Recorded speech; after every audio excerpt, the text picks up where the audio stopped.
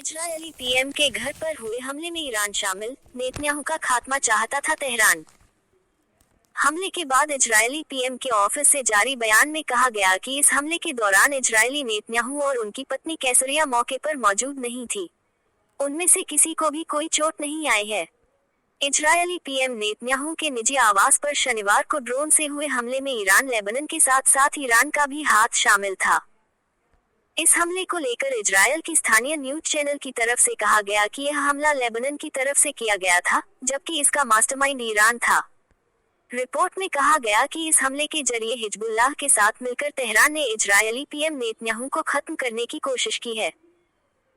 स्थानीय news channel 12 ने एक वरिष्ठ इजरायली अधिकारी के हवाले से बताया कि नेतन्याहू को खत्म करने की कोशिश करते हुए ईरान ने हिजबुल्लाह की तरफ से यह हमला करवाया था।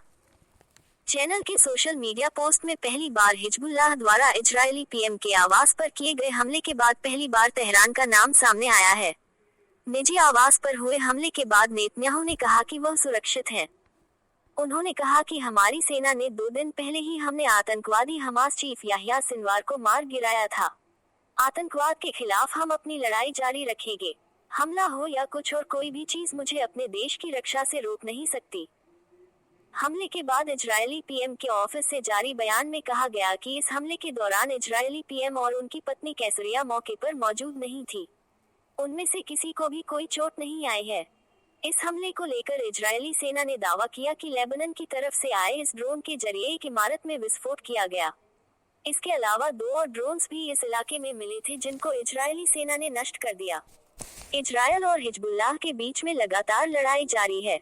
शुक्रवार को ही हिजबुल्लाह ने कहा था कि वह इजरायली के ऊपर गाइडेड मिसाइलों से हमले करेगा।